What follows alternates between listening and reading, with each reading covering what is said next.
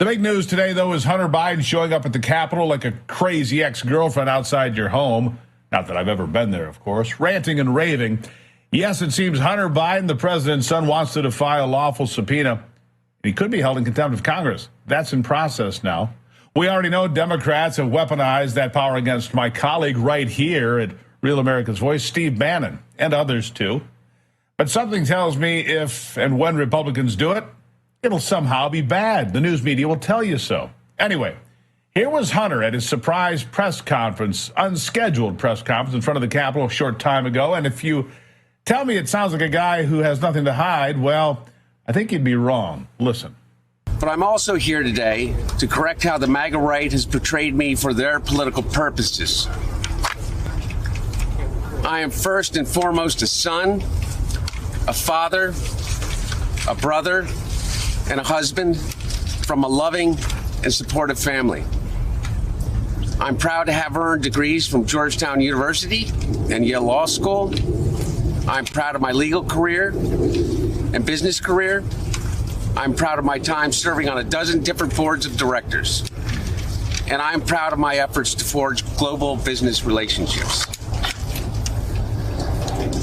For 6 years, MAGA Republicans, including members of the House committees who are in a closed-door session right now, have impugned my character, invaded my privacy, attacked my wife, my children, my family, and my friends. They've ridiculed my struggle with addiction, they've belittled my recovery, and they have tried to dehumanize me, all to embarrass and damage my father, who has devoted his entire public life to service. Now, that does not sound like someone who has nothing to hide, but rather someone who is nervous, very nervous.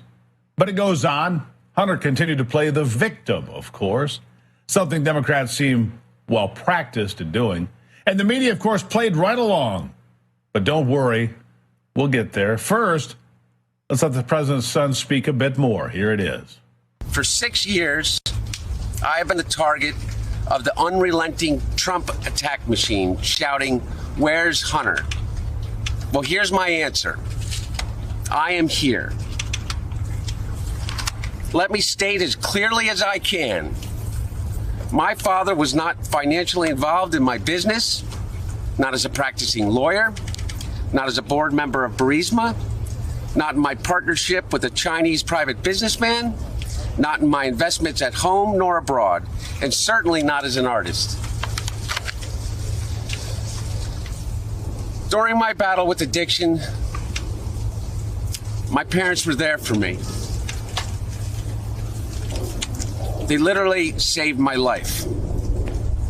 They helped me in ways that I will never be able to repay. And of course, they would never expect me to. And in the depths of my addiction, I was extremely irresponsible with my finances. But to suggest that is grounds for an impeachment inquiry is beyond the absurd. It's shameless. There's no evidence to support the allegations that my father was financially involved in my business because it did not happen. He is the victim. Here, Hunter. Issue. He is the victim, you see. And you see, he is trying to spin this into a tale of a loving father taking care of him, saving him from his depths of darkness, something he picked himself up from. And the mainstream media, who are trying desperately to defend Joe Biden, are picking up on this as well, only because they need to keep President Trump out of power. Hunter also said that Joe Biden was not, quote, financially involved in his various business ventures. Notice how that is changing from Joe Biden saying this a number of different times over the last few years, which is he knew nothing at all. Here's an example.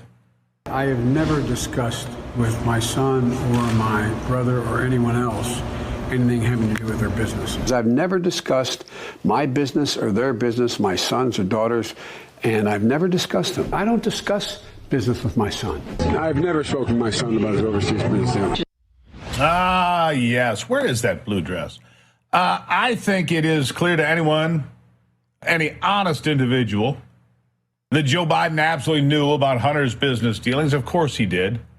And not only that, House Republicans led by James Comer have already uncovered evidence that Joe Biden was paid, and that Hunter used his father's name to frequently close deals. Yeah, used it as the hammer.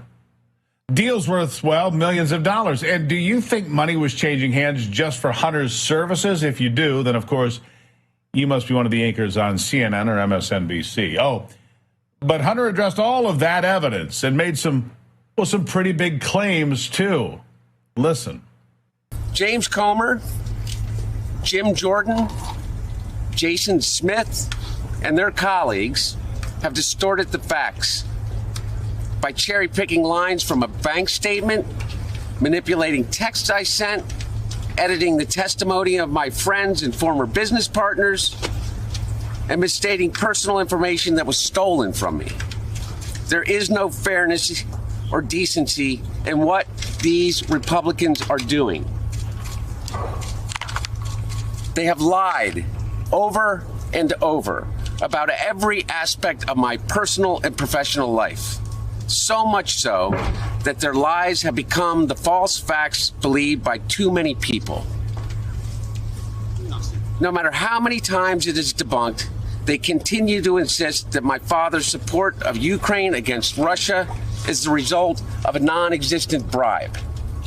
They displayed naked photos of me during an oversight hearing. And they have taken the light of my dad's love for me and presented it as darkness.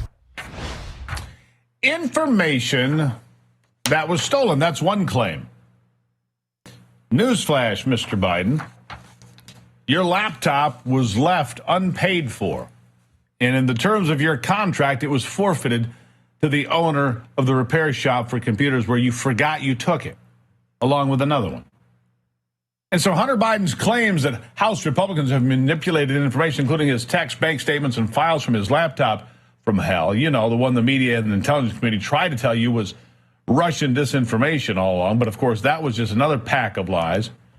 We all now have Hunter here admitting it was real.